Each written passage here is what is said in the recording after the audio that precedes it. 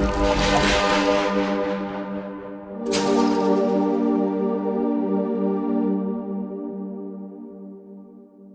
how did you end up nearly being expelled, or was you expelled? I was expelled, yeah. I can see it still as a kind of Not much people know that, but the comfort, the certainty, the security comes from the pack that we know that we belong in, that we fit in, and we know where we fit in. And weirdly, I just woke up one morning, I'd had this random dream about an office full of people on the phones and helping elderly, and I thought, well, that was a weird dream. Got into the office, sat down with my cup of coffee, and suddenly it was like a light bulb. Wow, we could do this. To me, it's great inspiration because it shows that you can have a challenged upbringing and still go and do a law degree. Yeah, Enable came as a result of two things. One, soul searching, and really, what is it that I'm called to do? You know, my time's ticking on. At that point, I was in my 40s. You know, where am I going with life? Grant Cardone, the new Tony Robbins, whatever, often says the riches are in the niches. I think I've just always, from as young as I can remember, thought I'm going to be somebody. I'm going to change the world. I'm going to make a difference. Welcome back to another episode of Success is a System. I'm here and I've been having a great chat with Emily Allchurch, who has two businesses. We're going to tell you a bit more about that, but the one that is a key passion is called Enable. Now, we're going to get straight into that, but as we normally do, we're going to talk about where does Emily's life start? Where did it come from? What were the kind of behaviours or systems that created the successful lawyer that you see today? So, Emily, tell us, where did it all start? What brothers, sisters, mum, dad? Tell us a little bit about your Thanks, Mike. So, a lot of travelling when I was younger. My dad worked in the oil industry. He was a deep sea diver, so that meant that we were abroad quite a lot. I grew up in the Far East, so quite a mixed kind of upbringing. Came back to the UK. I've got three siblings, three brothers. I'm the only girl. Transition was a little bit rocky coming back. Obviously, quite a change in culture from the education system to the friends that we had. Our lifestyle very different coming back to a little village in the south coast. Messed around at school quite a lot. I think that was mainly to do with external factors that were happening around teenage years. Quite a difficult time for me. Ended up getting expelled from my first school. Hold that thought, because what I want to do is unpick some of that other stuff. There's loads in there. I've done podcasts with military people and worked in the oil industry for a long time, and I was really conscious how those people were affected. Sometimes it was the making of them, sometimes it was it challenged them, because you're going to go from school to school. You're just going to make a friend and you're going to get moved away. You find a teacher that you really connect with and then you have to move away. And some of them have said before to me that actually they deliberately don't get too close to people sometimes because they know they're not going to be there for a while. And does any of that resonate before the expelled, which I want to get back to, but did what positively or negatively did that change and that lack of kind of roots give you as you were growing up? Yeah, that's interesting. I mean, my siblings all reacted differently to it. For me, I think I learned how to go into any situation and just be okay. So resilience to be able to, I did a lot of temping when I was younger. I could go into any setting, whether that be tarmac heavy building construction, Ford open prison, body shop, whatever it was, I could go in there and I could be that person. So I think that helped in a lot of ways. In terms of attachments, I don't think it really affected me, but you probably have to ask my friends who probably go, oh my God, that's you. Well, and partly I see, because I mean, I talk a bit in my book about we are a pack animal. Therefore, the comfort, the certainty, the security comes from the pack that we know that we belong in, that we fit in, and we know where we fit in. And that can be, me growing up in a caravan park or a council estate, to somebody just being in a really close family. We are a pack. We understand, good, bad, or ugly, what our role in that pack is.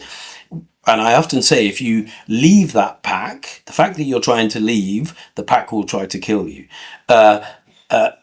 Obviously, in the human sense, that's metaphorically as opposed to physically. But in wolf pack, for instance, it would be physical. But it can have the same psychological effect. You then go to a new pack. You've got to fit in. You've got to find your place. You've got to fight to be accepted into this pack. And I'm sure that would have been part of your I'm used to this. I can go into body shop. I can go into this environment. I can go into a charged environment, a comfortable environment, and so on. But people often don't connect how the what they might see as a problematic route to where they are can actually be a real strength, or vice versa. They see it as a strength, but it might also be anchoring in some ways. Yeah, I think definitely resilience. I would say it was a positive experience for me, not negative. So how did you end up nearly being expelled, or was you expelled? I was expelled, okay.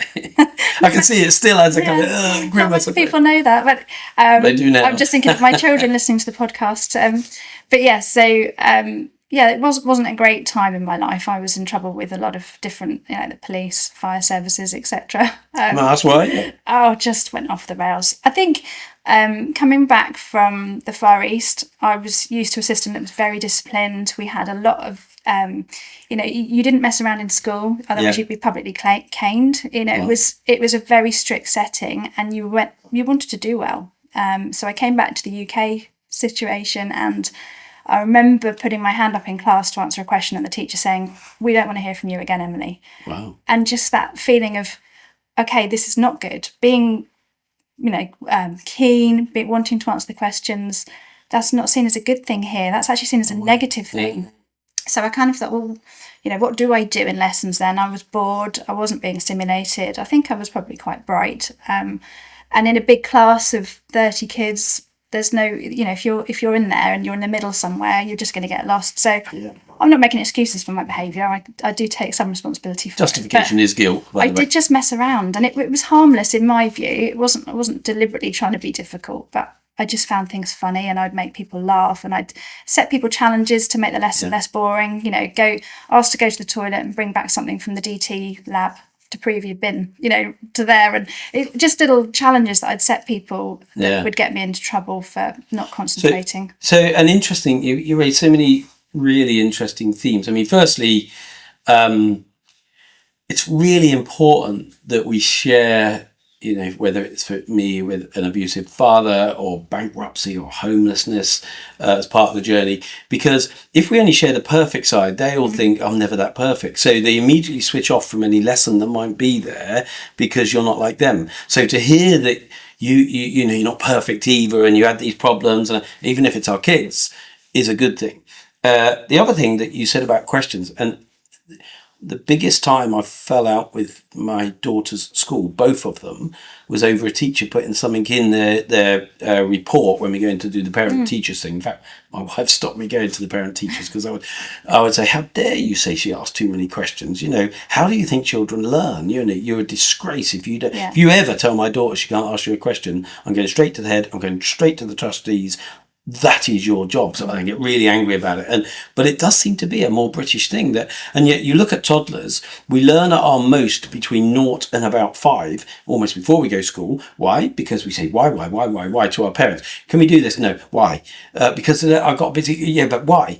And they're amazing salespeople at that age, and they learn at a great rate. They go to school and they either are told to stop asking so many questions, or their friends say, teachers pet, creep, these kind of questions are crucial. If we can engage our toddler as an adult, we learn at an amazing rate. Absolutely. With no fear to say, what? Help me understand, I'm a bit stupid, or a bit slow, to help me understand. Where's that come from?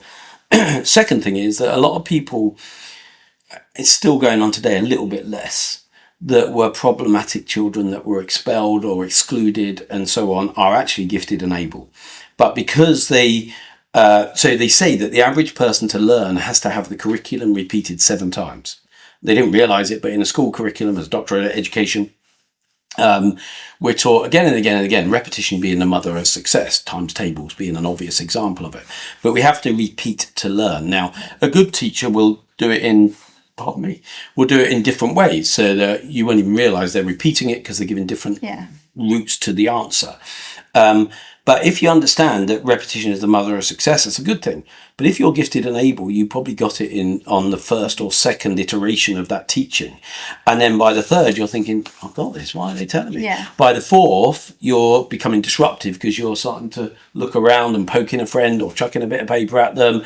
And actually, those children assuming they're tested to see that it is because they're bright and not just they are disruptive, should be taken out or given extra support to advance them, or even put in a year ahead or something like that. The problem is our education system is, some might say, necessarily one singular. It doesn't allow for different learning styles. It doesn't allow for different pace and so on. But was it because you were bright that you were expelled, or was you just bad on that occasion? I think it was a little bit of, setting the fire alarm off. It was probably the final straw. Yeah, well, so the whole school got evacuated. Yes, we For did. you doing it. But that's another point. We need to understand that a child who's ignored will be naughty to get recognition rather than be ignored. And I think it was as well, you said a bit earlier about being called, a swot or whatever. That definitely was what happened when I went back. Not only the teachers were, but other children as well. Your square, your teacher's pet. So to get them to like me, I'd be funny. I'd be, a little bit wild. I would push the boundaries, and then it would be like, oh, Emily's so cool. So it was, again, it's that, I guess, moving from place to place, you learn how to try and get people to like you. So I was not excusing it, because no, and look, even people at the top of their game. And as I've said, I never do clickbait, but I'm doing this in a supportive way, roundabout, bear with me. A good friend, a guy that I have massive admiration for, Greg Wallace. And he's had some terrible press lately. And, you weave through it. And, I never condone anything if there was a genuine issue there. But I've known Greg long enough to know that he just tells terrible jokes. And sometimes they're corny jokes. And I see that. A lot of people don't see a homeless 15-year-old boy who has uncertainty, has fear, is living in fear, through to the person he's becoming. They're judging him on the person he's become for an action that has come out of maybe, I'm panicking a little bit inside, so I'm going to do what always gets me connection, what always seems to be relatable. I'm going to tell a bad joke. And sometimes they're a crude joke, maybe. I genuinely, with every cell in my body, believe that he is an amazing guy who would never upset, hurt, or mean any damage to any person on this planet. But he has been demonized over an extension, exaggeration, in my opinion, of a situation. All from someone who you see as, one of the BBC's top talent prior to these last few months, having a kind of bit of behavioural uncertainty and telling a joke, done for great intent, but landed badly. And if we can only help people say, you are enough, just as you are. You are perfect. You don't need to be this. Be the person you are. And you don't need to tell jokes. But if you've got a good joke, share it with us. But there's a time, there's a place, and there's a way to deliver this. But most of us, this whole behaviour from young to 70, 80, whatever year old, it doesn't leave us. We are formed by the time we're 7. And certainly if there's an accentuated example, like when Greg was homeless, taking food off markets to survive before getting employed by a market trader and getting his passion for fruit and veg and so on. We need to look back sometimes at where that behaviour comes from, because it never gets addressed until it's addressed. And I see 50, 60, 70, 80-year-olds still with that uncertainty, still with those limiting beliefs, and still with those things that if we understand we can change, but we don't change because we don't understand. And then other people judge us when they're judging us on one action rather than our intent, firstly, and or understanding that 1% was maybe unacceptable, but 99% was done with amazing intent and helps the world. But I got zigged. So you got expelled. How'd you go from being an expelled student to a very successful lawyer? Determination. I think I'm one of those people that if someone says you can't do it, I will. I will set myself that I will prove that I can do it. So is that from your dad's kind of strength of character and moving and that everything? Probably. And I think my mum is super resilient as well, having to have, she had 4 children and moving around all the places that we went to, and looking after us on stability. On our own most of the time, because dad was often away for long periods of time. So I think I've learnt from both my parents about, my dad's very disciplined, so I've learnt about discipline. If you want to set yourself a goal, you have to put those steps in place to get to it. You're not just going to get to it on its own. So it's having that discipline even when you don't feel like it. I know this is what I need to do, so I'll get up early and I'm doing it. And my mum, I think, just in terms of that sheer grit and determination. So when we were chatting earlier, you were saying, I mean, we're talking about when you got expelled, but you were saying even as a young child, Yes. Sorry, we've got a jet going over. As a young child, you wanted to change the world. You wanted you even thought about being a lawyer at an early stage. Yeah. So let's talk about that, where you think that came from, or what was it about being a lawyer or changing the world? What was that? Why was it you wanted that? What was important about that as a role, that as a job, or the intent for change? I think I've just always, from as young as I can remember, thought I'm going to be somebody. I'm going to change the world. I'm going to make a difference. And as I got older, I wanted to be an air hostess initially because I loved travelling. And then I thought, well, what could I do that would actually make a difference? And I looked at different careers and I thought, well, lawyers seem to be people that people listen to. They're respected, they've got a voice. If I want to make a difference, I need to go into that area. So around age 11, I started saying that's what I wanted to do. Right. That's where I was going to be headed. Initially at school, I was very bright, straight A's, so that wasn't a problem. But as I started to mess around and the grades slid, a lot of people were saying, you've got no chance. I think one teacher told me I should look at being a stunt woman instead. Okay. Where did that come from? Not quite where I want to be. And then I went to do A-levels at college, got into a local college to do that, messed about there as well, still not really focused on what I needed to be doing. Left home when I was 17, and at that point thought, right, come on, you're on your own, you've got to make this happen. So I started night school to get my A-levels, and managed to get in to do law at Kingston University. Wow. It was a polytechnic, so it wasn't known for being great at law, but it was a degree. As far as I was concerned, I was on that right path. I remember my first year at law college, I started with tattoos, nose piercings, completely I guess punk back in those days. Yeah, I was a punk rocker too. Green hair, bondage trousers, pink hair, and everyone else in the class was there with their little kind of briefcases and looking smart. And I thought, okay, probably not going to fit in with my current style. And I can say that by the end of the third year, there I was with my little briefcase and smart jacket and stuff. So I am that kind of person that does change depending on which environment I'm in. And was that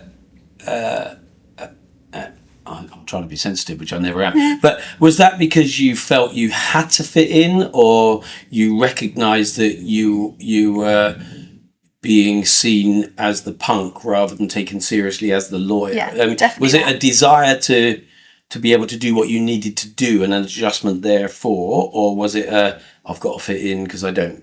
No, so it wasn't so much about fitting in. I guess it was more I didn't feel the need to stand out. Right. As much as I matured and as I kind of became more aware of who I was, more confident. So as you got an inner confidence, the outward didn't need to. It didn't need to be quite so edgy, good. And I actually found I've got skills in myself. I don't need to be demonstrating this external view.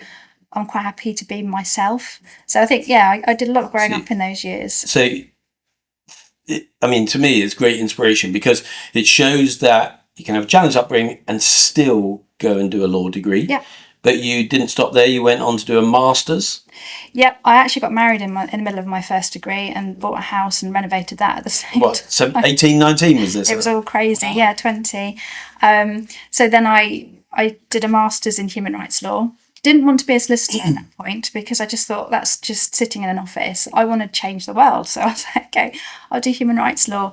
Back then, there weren't very many opportunities for human rights lawyers. It was quite a long time ago. So the only real Starmer wasn't around. No, he wasn't. So the only real options for me were either to go and work abroad or to work for an NGO or a charity. So I got a job with an NGO, non-governmental organisation, in Milton Keynes. At the time I lived in Chichester, so I would drive up and down 250 miles a day round trip. And I would sit there and write reports and things that nobody ever read. And after a year of that, I was so disillusioned that I left. Found out I was expecting my first child, so that was a bit of a curveball.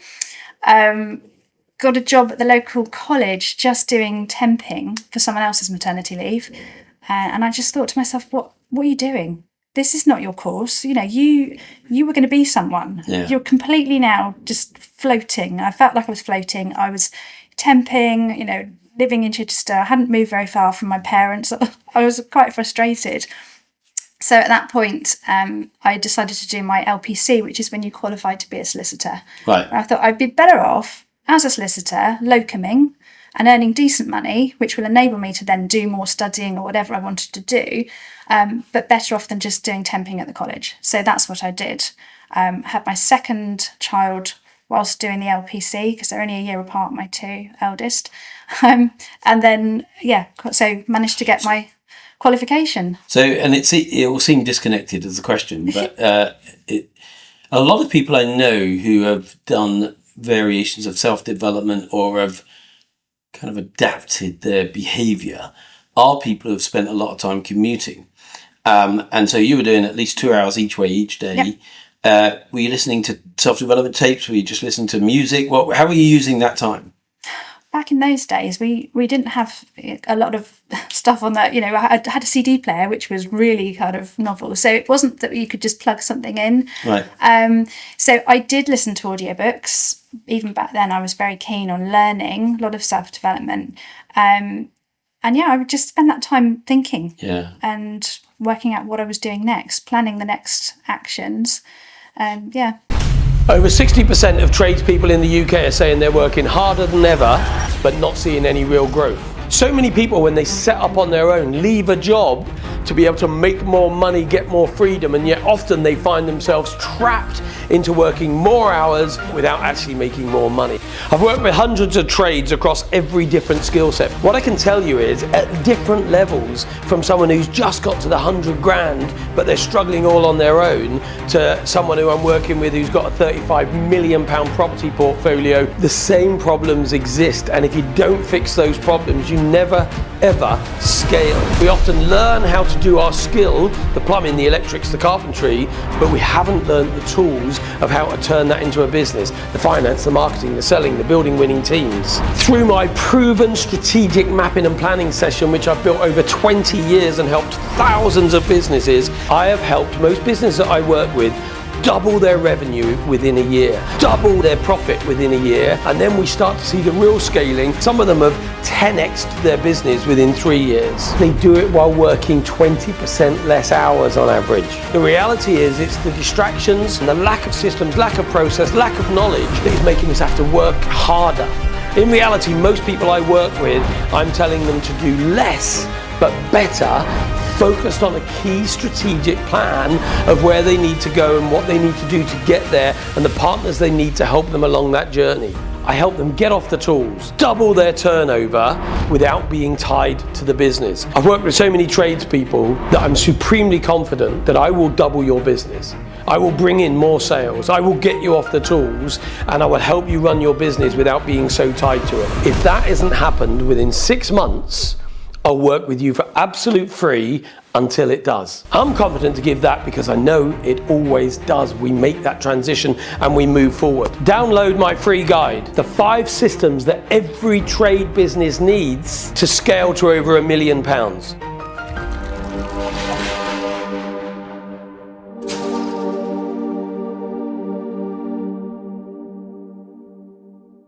And the reason I mention it is, similarly, I would go 2 hours each way each day, and I was listening to sort of Tony Robbins,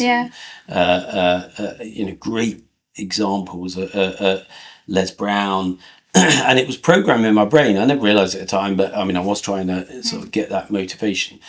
But equally, it meant that when I left home, and even if I was tired or running late, I had that time to wind up towards work, and afterwards I had time to wind down towards work, and I wasn't sucked, because I didn't have the time, sucked into mindless TV, watching Jeremy Kyle Waiting to Die sort of thing. And yet today, some people say, oh, I'm not doing the commute, oh, bloody hell, I want to stay local, I want to work at home. And I can see all the benefits and attractions of that, but they're never getting that wind up, wind down, learning environment, because in effect you were studying for 4 hours a day over and above the job you were doing. Yeah, as I do now. I always have Audible in the car. I'm always learning something. I try and alternate a learning book with something biography or something so that it mixes up a bit. But yeah, I love learning. And funnily enough, you learn.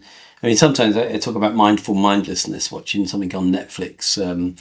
I can't remember what we're watching. It is kind of mindless, but I do like a couple of hours if when I've got the time at the end of a day, and people will then separately say to me, "Oh, where'd you get the ideas for your daily posts, Mike?" kind of thing, and I'll say, "I'll be watching a TV program, and it'll inspire me, or it'll make me think." So sometimes but also it's part of my wind down to help me get to sleep, to turn my brain off before I go to bed, and all of this. So it is important to recognise how every minute of our day contributes positively or negatively to us. So you did the NGO, you then decided to get legal. Was that commercially driven? Yes, because I thought, well, at least I could locum and earn money. So I wasn't thinking I could change the world through that at all. I just thought, well, at least I'll be qualified. And what's the bridge between that and then setting up your own law firm? So I started to work with a friend of the family who owned a law firm. I was there for a year, and then because they didn't cover all the areas I needed to cover, I moved to a local firm. I worked there for a couple of months just doing work experience type thing, and then they said, "Can you come and join us?" So I did. But that's quite unusual, because most lawyers don't have the courage, actually, because they're looking for certainty, black and white. They don't have the courage to set up on their own. So you obviously had entrepreneurial kind of focus or intent in there as well. Well, at that point, I joined another firm. But that firm I then took over with my husband. So we then became the owners of it. So yeah. And when was that? How long ago? Oh, quite a long time ago. I think 2008. Cool. Time. I think that's about right. And so getting now a long roundabout that I kind of weaved in amongst what we talk is a lot of approaches and systems and behaviours that make you who you are. Along that journey, you then find a niche, and the American language is evolved from ours, not always positively, but the word niche is now niche in America. And I use that because Grant Cardone, the new Tony Robbins, whatever, often says the riches are in the niches. And actually, it's not about broadcast, it's about narrowcast, it's about focus. You can be general, but no one wants a generalist. I don't want to go to a GP if I can find a consultant or a specialist, especially if it's something really important to me. Where did the niche come from for Enable, and how did Enable grow that you're now doing alongside the law firm? And sounds like you got much more passion for Enable than the other side. But tell me about, from 2008 then, you set up on your own. When, how and why did the niche of Enable come out? So I started doing family law. And as I've said, right from the word go, from as young as I can remember, I've had this drive, this passion to make a difference. And I found that actually doing family law was scratching that a little bit. I was finding a little bit of kind of, I feel good about myself, that I'm helping people along that journey, whether it's childcare proceedings or divorce and helping people the other end of it. You can live after a divorce. It's okay. That kind of, so that was good. An opportunity came up for me to do elderly law, and I was a bit on the fence about it, but my husband is a divorce lawyer, so I thought, well, don't both want to be divorce lawyers. I'll go into the elderly care. And as soon as I started with that, I thought, wow, this is really kind of scratching that itch, because you see people when there's death, you see people that have been abused financially, you see a lot of kind of vulnerable people, and I can make a difference. So that's, and often they're exploited by their own family. Yeah, so I think Enable came as a result of two things. One, soul searching, and really, what is it that I'm called to do? My time's ticking on. At that point, I was in my 40s. Where am I going with life? What am I doing? Because tick, tick, tick. You have only got a finite amount of time on this planet, and you said you were going to make a difference. So how are you? So a lot of soul searching, a lot of journaling, a lot of speaking to people, meditations, whatever I could to try and work out what am I meant to be doing. And then the other side of that was some really quite horrific financial abuse cases that I came across, where really vulnerable people had been taken advantage of, and hundreds of thousands of pounds had been taken from them. And I felt so angry, like this burning sense of injustice of this is wrong. This has got to stop. We cannot continue to have a situation where this is getting pushed under the carpet. The police don't want to deal with it. This has got to stop. So I think it was a combination of those two. And weirdly, I just woke up one morning. I'd had this random dream about an office full of people on the phones and helping elderly. And I thought, well, that was a weird dream. Got into the office, sat down with my cup of coffee, and suddenly it was like a light bulb. Wow, we could do this. I could set up a business that supports these people, that provides a service for them. So whatever it is they need, they can pick up the phone and say, oh, I can't get my laptop to work, or I'm really worried about benefits. I don't think I'm getting the right benefits. It was like an admin service to start with, but it's really grown since then to be much more of a practical service as well. So we've gone from like wanting to change the world, NGO, law, family, and now if you had to describe your ideal customer profile, ICP, which is a really important focus, who is it? Are you working for that person? Are you working for a child that's trying to help that person? What's the profile of the people you are helping, and what's the profile of your customer that comes to you? So the profile of the people we're helping, vulnerable. So it could be that someone's... But in an age group? Mainly elderly, but not all. Some of them are younger but have learning difficulties, brain injuries, things like that. So anything that makes day-to-day living difficult, we can help with that. We can support with that. In terms of our customer, in terms of who we kind of align with, it's probably social services, GPs, banks, social providers, anything, care homes, carers. They're the ones that refer directly to us rather than the individual, because quite often that individual doesn't know where to look for help. So we kind of work alongside lots of agencies who now refer directly to us. So, and slight zig, but connected, you said you sort of had that dream. Yeah. And then it solidified into a kind of what might that be. Now, the epiphany moment, people would call it. Every person on this planet will be having those epiphany moments and those dreams, maybe once a year, maybe once a decade, but they see it as nothing more than a dream. And it's really sad because I do believe believe me, trust me or not, whether I'm right or wrong, who cares? But I believe we are given these messages and it comes for us. And I think of the Les Brown scenario where he says, a good death is dying with your family around you, being told, I love you, I love you, I love you, I love you. And them all telling you that they love you too. A bad death, instead of that, surrounded by your loved ones, would be being surrounded by all of the hopes and dreams you didn't fulfill. And them saying to you, I came for you, I came just for you, I came only for you, I was for you to exploit, to engage, to make happen. And now I'm going to die with you because you never did. What did make you not just see that as a dream and an idea, and despite already running a law firm, deciding to make that a key focus and another business within the business or separate to the business? Yeah, I just had to. I just knew it. The minute I sat there, I started writing out reams and reams of all this. We could do this, we could do that. And just, it was, right, this is it. This is that. Yeah. This is what's been inside me all this time. This is how I can use all those skills I've learned, all the legal background that I've got, the framework that I've got. That is now where I'm in this position now to make a difference. And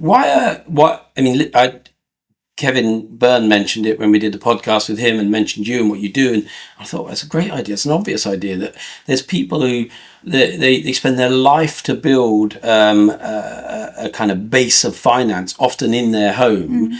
And then within a year, 18 months, the average time in a care home, that gets absolutely bled, bleached and gone. So most of it say, oh, well, I'm going to build it up so I can leave something for my kids. And they end up not only not leaving it for their kids, but running out of money before they run out of life and having nothing, and then being straight into the state care. Why are there not more people doing what you do? I don't know. I think solicitors traditionally will do certain parts of it. So when they're named as an attorney for a client and the client doesn't have anybody else, the solicitor will step in, but they're not specialists in, sorting out property issues or sourcing carers or even the benefits. It's quite a specialist in terms of what we do. So we have actual teams in each of those areas, so that when we have a new client, we come back, we allocate out all the tasks that need to be done. And I don't think traditional solicitors' law firms have that flexibility or that knowledge of the local tradespeople and the local carers. They just don't have that because they're busy doing other parts of the law. And I think in terms of other people doing it, well, they don't have the legal qualification that gives that overall framework that says, I'm trusted, I've got, professional indemnity insurance, I'm regulated, I am going to supervise your work, and so you're not going to be ripped off by someone's just setting this up. So I think we're quite unique in that respect. And the other thing that seemed unique to me was that you've looked at how, the minute people think lawyer expensive, specialist expensive, expert expensive, but you've structured it in a way where the scale enables you to make it very much more affordable. So do you want to explain a little bit around that? Yeah, because we've got teams now in place. Started off with just myself and one other, Lindsay, who's my fellow director, who's amazing and shares my passion and dream. But it was just us. And then as we've grown, we took on more people to kind of take on those roles. And the beauty of our team is that if someone expresses an interest, I'm really enjoying doing this area, great, we'll create a team around that then. So quarter protection work, we've got a girl now doing quarter protection work. Fantastic, she's really skilled at it, she loves it, she's got a real knowledge and thirst for it. Our benefits person, Louise, is amazing. She set up her own systems, she's passionate about what she does. So it's finding people that are passionate about that and being able to grow them from within. So as we expand, we create those teams for them. So a guy's been my lawyer for 25 years, Ian Brent. He's a very passionate lawyer, very passionate about M&A, but also very passionate about martial arts. So he's 5th Dan black belt. And I think that's probably why he's been my lawyer for so long, and also a friend. But normally you don't think of lawyers as very passionate, and yet it's clear to me that you only want to employ passionate people. Definitely. What difference do you think knowledgeability versus knowledgeability and passion? I think it makes a massive difference. I think you have to have that passion, that drive, particularly when you're dealing with people. It's quite hard. Our clients die quite regularly. It's part of what we do. There are also some really damaged people that we deal with. There's people that don't have family, and quite often if they have got family, they've fallen out with them. And there's normally a reason why. They may have been a very difficult person. They may have had a horrible life. And so it's having the passion for what we're doing and the change that we see in people drives us. And so every member of the team has that passion. And if they don't, they just don't last. Yeah. Well, when we were connected, Kevin talked to me about your passion. That was what attracted him to want to work with you, mentor you, and so on. From you walking in the door, I could see that passion, feel that passion. We talked about some of that. And it's there. And, one of the things I say a lot, and I completely believe, is if you find your passion, you find your purpose, or if you find your purpose, you find your passion. Yeah. Those two are interconnected. But if you've got passion and purpose, you will almost definitely be successful in that passion purpose, if you like. So I agree with you. It is really important. Affordability, how do you make it affordable? Just explain that again. So we make it affordable because we're doing it. We've got a lot of clients that we service. So rather than just one person with one client dealing with it, we have a team that will cover that person. So there's always someone available. And it works in terms of the cost. We have 3 different packages. We've got based roughly on £30 an hour, so equivalent. Lawyers at £30 an hour. Exactly. I'm going to work with Ian. He's charging too much. He's charging way too much. Exactly. Multiples sometimes 20 times that. Yeah, so exactly. Actually, for clients, it is affordable, and they're getting a fantastic service for that. Our maximum amount that people pay is for 3 hours a week, and for that, they're getting sometimes a whole-scale property renovation. If they've been put into care and they don't want to be in care, they've got a home, but they were self-neglectors and they're not looked after it.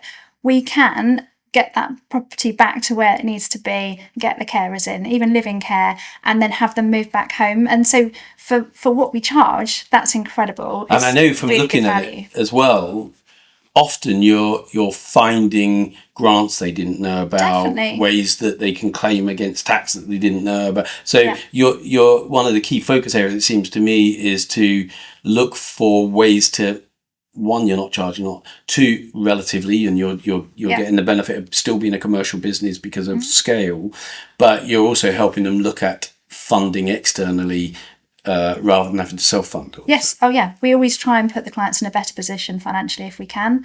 I think for some clients, if they've already got all the benefits they can get, then they can't afford us, and we have to go back to whoever it is that's referred and say either you pay for it, such as local authority or whichever charity it is that's referred them, or they can't have our service, because to have us will put them in a worse position financially, and that's the last thing we want to do.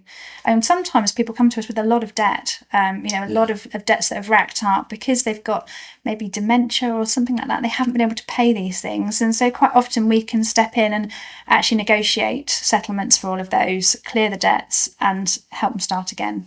So yeah, I mean, the system is.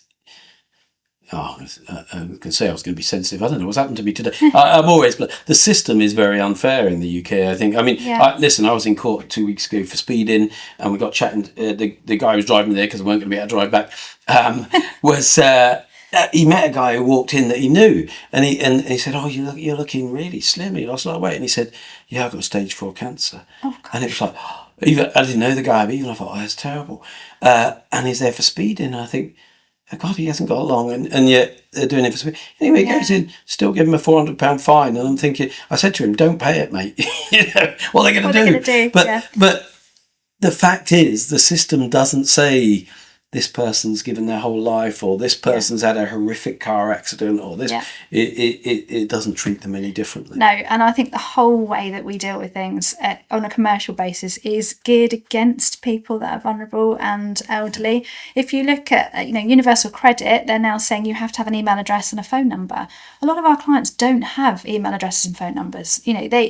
Because of disabilities, they don't have those things. So how are they meant to access their benefits?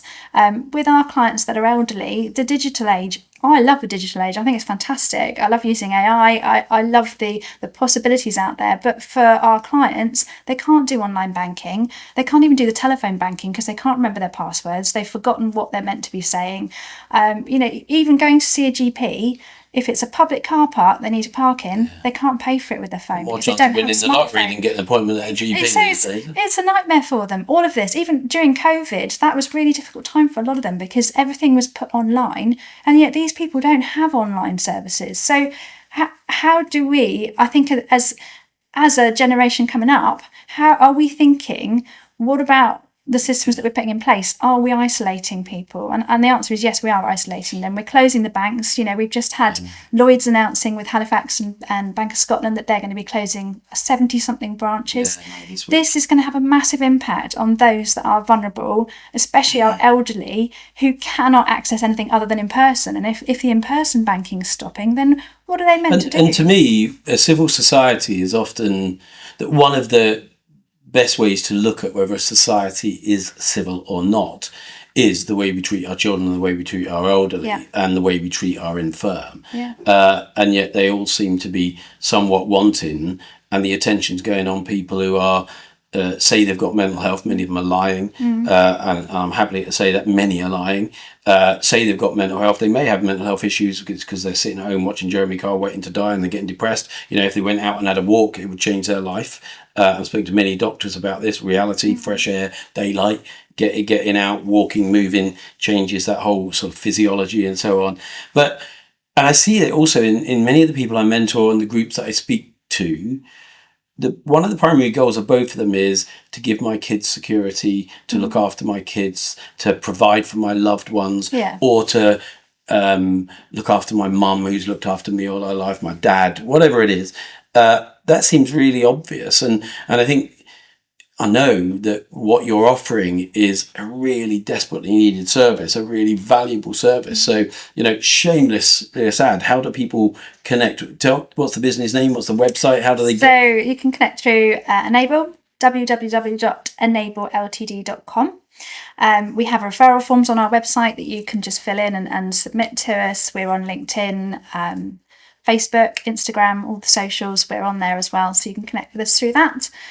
Very happy to have a conversation with anybody. If they want to pick up the phone and just say, I've got this situation, what would you advise? We're very happy to do that.